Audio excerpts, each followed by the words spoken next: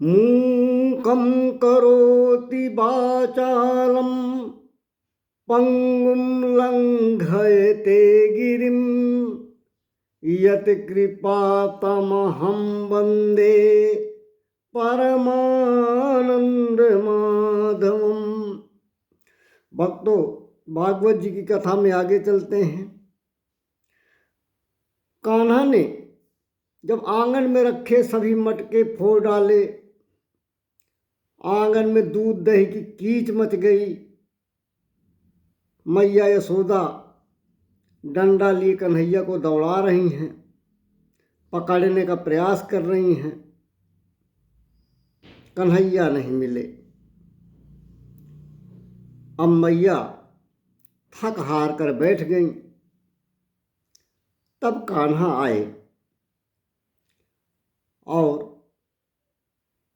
मैया ने पकड़ लिया। कान्हा की रोनी सूरत देखकर, कान्हा का विलाप देखकर मैया ने सोचा, छोटा बच्चा है, ज्यादा बड़ा दंड देना उचित नहीं है, लेकिन ये उद्दंड हो रहा है, इसलिए कुछ न कुछ सजा देनी भी जरूरी है। मैया ने विचार किया, इसको बांध दिया जाए। मैया ने लाला को बांधना शुरू किया। जो भी रस्सी मैया लगाती है 2 अंगुल घट जाती है।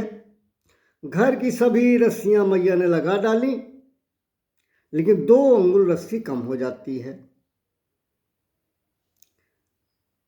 मैया श्रमित हो गई, बाल अस्त व्यस्त हो गए, वस्त्र अस्त व्यस्त हो गए, पसीने से तरबतर हो गई।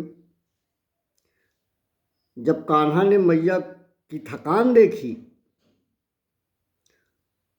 तो 2 अंगुल जो कम पड़ रही थी रस्सी, उसकी पूर्णता हो गई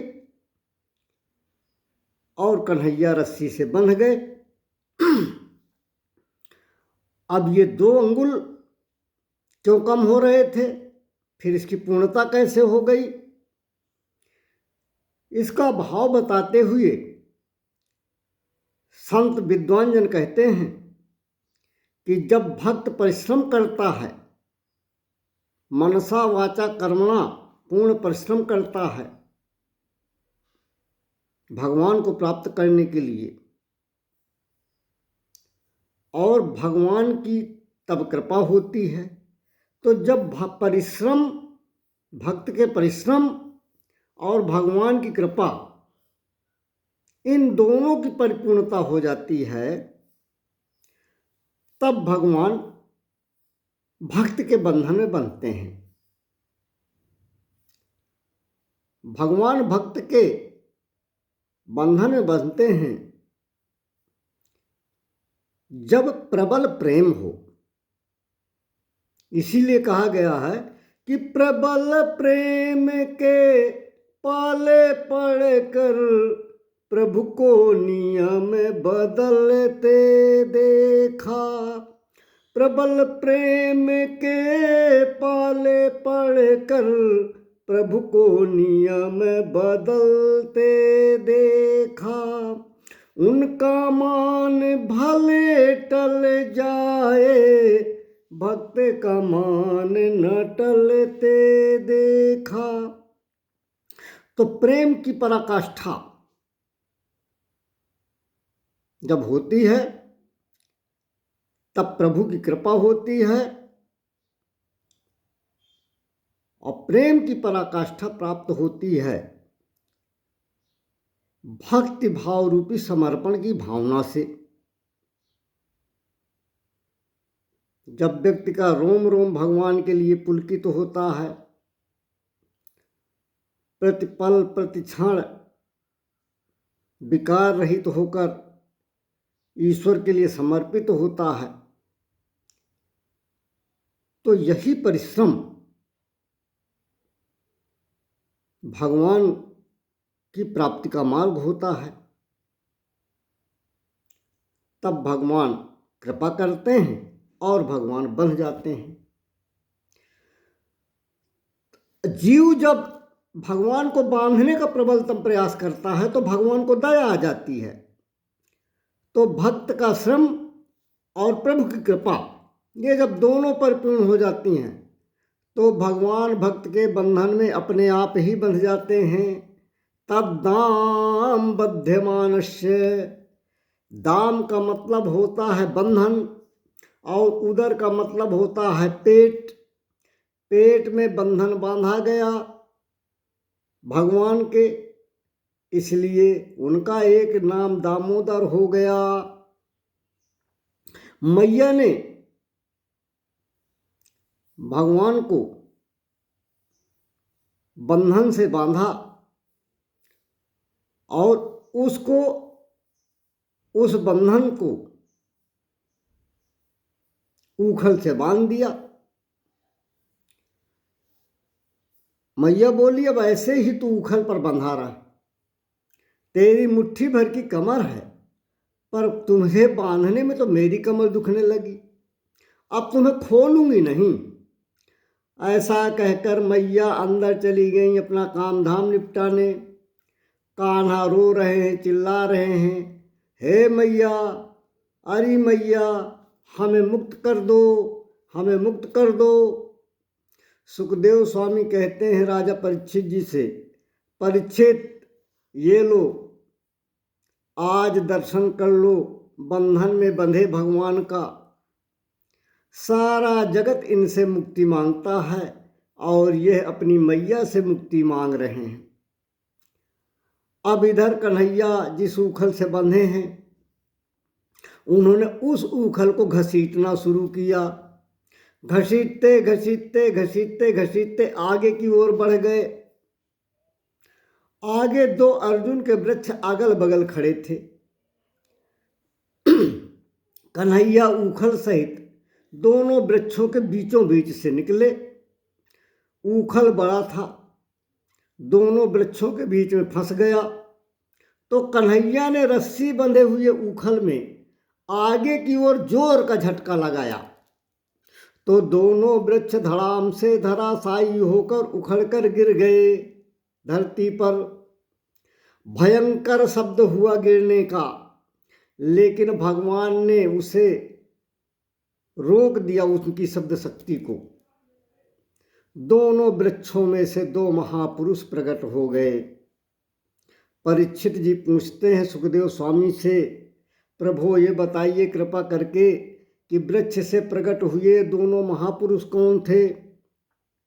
श्री सुखदेव महाराज कहते हैं, परीक्षित ये दोनों कुबेर जी के पुत्र नलकूबर और मणिग्रीव थे। ये दोनों धनाध्यक्ष कुबेर के पुत्र थे और इनकी गिनती रुद्र भगवान के अनुचरों में भी होने लगी थी।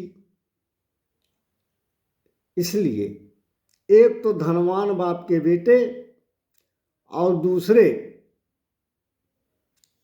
एक शक्ति के अनुचर रुद्र भगवान के, इसलिए इनके अंदर बड़ा घमंड आ गया था, बड़े अभिमानी थे। एक बार नलकूबर और मणिग्रीव सरोवर में वारुणी मदिरा पीकर वस्त्रहीन होकर वस्त्रहीन अप्सराओं के साथ ही जल विहार कर रहे थे। संयोग से देवर्षि नारद जी उधर से ही निकल पड़े। देवर्षि नारद को देखकर शर्मवश व श्राप के डर से अप्सराओं ने तो झटपट अपने वस्त्र धारण कर लिए किंतु ये दोनों नलकूबर और मणिग्रीव ने अपने वस्त्र नहीं पहने।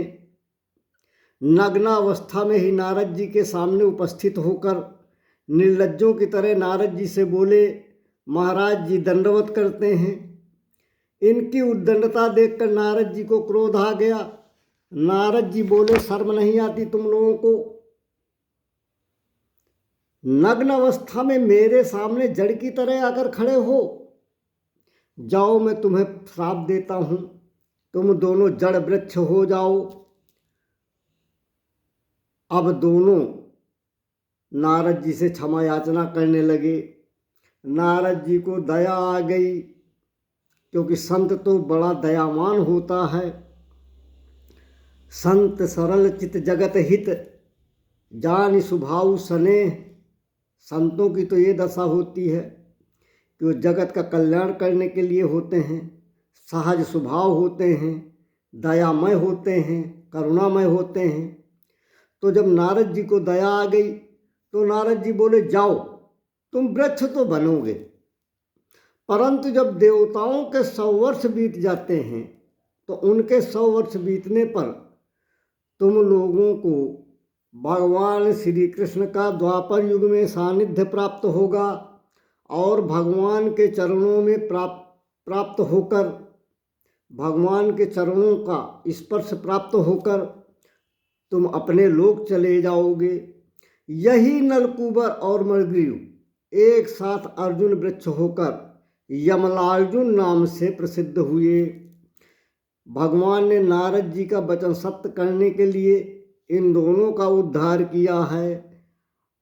अब नलकूबर और मृगरीव दोनों ही भगवान की सुंदर स्तुति करने लगे। वाणी गुणानि कथने श्रवणो कथायां हस्तौ च कर्मसु मनस्तौ पादयोर्नः स्मृत्या शिरस्तव निवास जगत प्रणामे दृष्टि सतां दर्शनेस्तु भवत्तनूनाम्। नलकूबर और मृगरीव ये दोनों यक्ष भगवान की भावपूर्ण स्तुति करके अंतर्धान हो गए।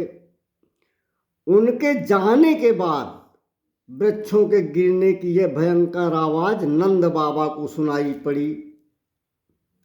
उनके जाने के बाद इन वृक्षों के गिरने की शब्द शक्ति भगवान ने खोली, जो नंद बाबा को सुनाई पड़ी। हड़बड़ाकर नंद जी आए।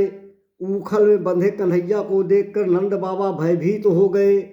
कन्हैया का बंधन खोलकर उन्हें उठाकर छाती से चिपका लिया। इस घटना के बाद नंद बाबा बहुत भयभीत हो गए। नंद बाबा ने तुरंत अपनी आपात मीटिंग बुलाई, पूरी सभा बुलाई। सारे गणमान्य प्रतिष्ठित व्यक्ति इकट्ठा हुए। नंद बाबा ने कहा कि गोकुल में अब एक दिन भी नहीं रहेंगे। आप लोग स्वयं विचार करिए, जब से मेरे कन्हैया का जन्म हुआ है तब से कोई ना कोई संकट इसके ऊपर रोज ही आता है। अरे कितने साल पुराने अर्जुन के वृक्ष थे, युग युगांतर से खड़े थे, अभी तक नहीं गिरे। आज ना आंधी आया, ना आंधी आई, ना तूफान आया, ना बवंडर आया, ना वर्षा हुई, न वज्रपात हुआ, अचानक वृक्ष गिर गए कन्हैया के ऊपर। ये छोटा सा मेरा नन्हा सा बालक बाल बाल बच गया। आज मैंने निर्णय किया है कहीं और चल कर रहा जाए। यह स्थान मेरे छोरा को फलित नहीं है, शायद स्थान बदलने से कुछ ठीक हो जाए। ब्रजवासियों ने कहा ठीक है बाबा, जहाँ आप चलोगे वहीं चलेंगे।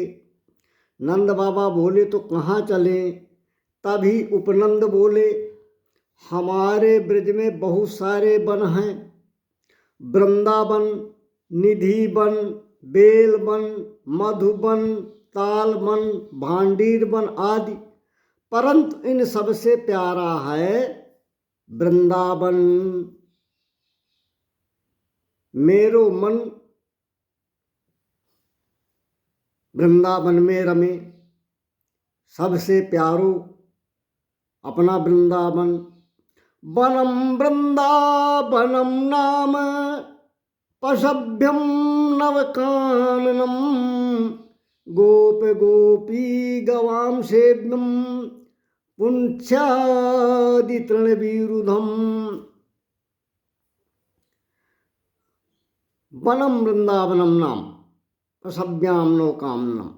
इतना उत्तम है वृंदावन कि वो वनों का वन है। वहाँ सब गोपी ग्वाल खुशहाल रहेंगे, गौवंश खुशहाल रहेगा। बड़ा अच्छा प्राकृतिक दृश्य है वृंदावन का। तो इसलिए उपनंद ने प्रस्ताव दिया कि ऐसे प्यारे वृंदावन में निवास बनाया जाए। अब आगे नंद बाबा वृंदावन जाने के लिए तैयारी करेंगे, जिसकी कथा आगे कहने का प्रयास करेंगे। बोलिए श्याम सुंदर भगवान की जय।